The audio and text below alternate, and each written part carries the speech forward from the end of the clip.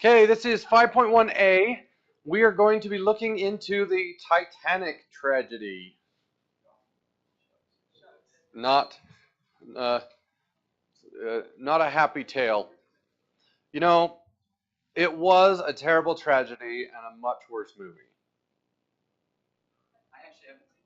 Don't. It's not worth it. Here's what I learned about the movie, and I'm going to spoil it, and I don't care because I hate it. Okay? The girl gets on the boat, meets a stranger, 3 days later is madly in love with him. He dies. Sorry, he dies. There was enough room on that door, and she wouldn't let him on, and he died. Then, no, that's the big debate. She floated on a door, and he waited in the water next to her, and he died. He froze. He got hypothermia and drowned and died. Well, the question is, would the door have held both of them? And that has been a debate for the last, what, 25 years. Yeah. By people who don't have a life. So then she moves on, goes. Was she engaged? She might have been engaged. I can't remember. It was a stupid movie.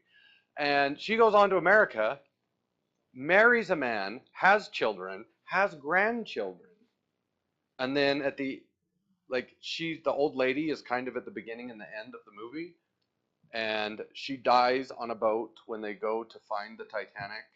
And when she dies, after being married and having multiple children and grandchildren, when she goes to heaven, it's the Titanic. And the dead Titanic guy is there. So the Titanic is hell because that's where she went for being a terrible person. That's what I learned. Okay. Oh, and I'm glad I recorded that, so it will be on there forever.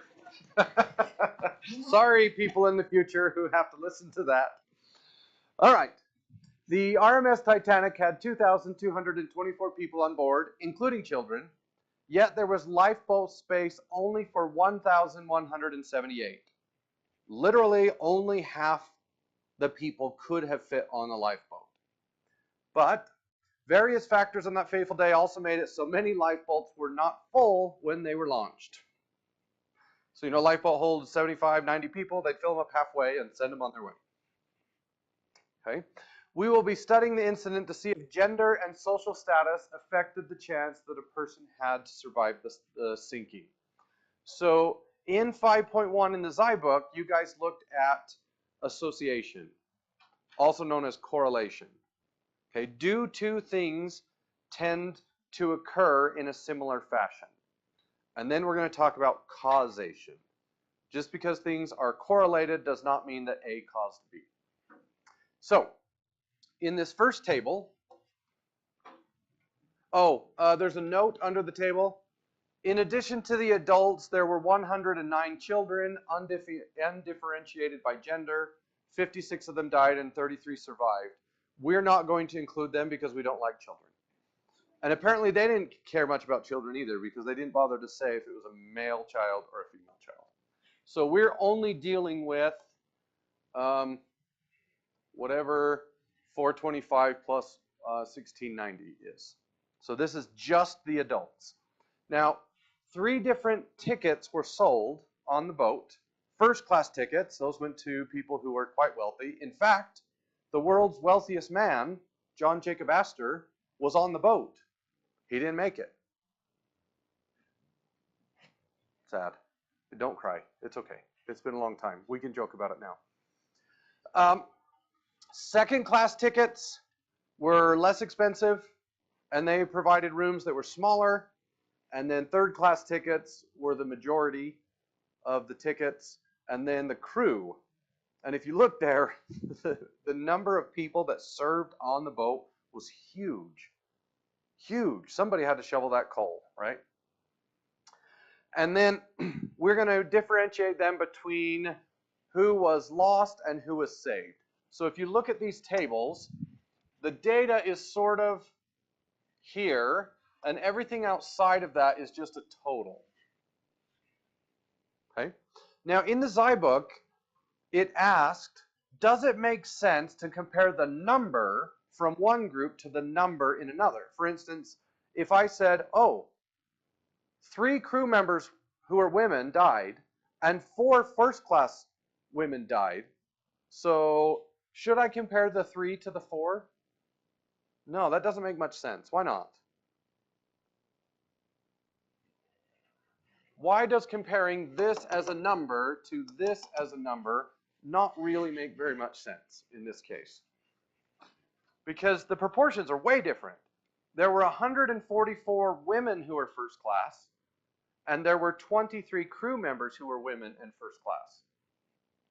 So more crew members died proportionally, women crew members died, than first class women. Okay? And because these are in numerical form, it's just hard to compare them. Right? You have to compare this to that, and then maybe calculate a percentage in your head.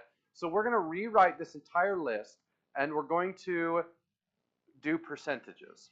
So this box right here is the percentage of women who were first class members and died. How would I calculate that percentage? We're going to do 4 divided by 425. Oh, I don't have a calculator up.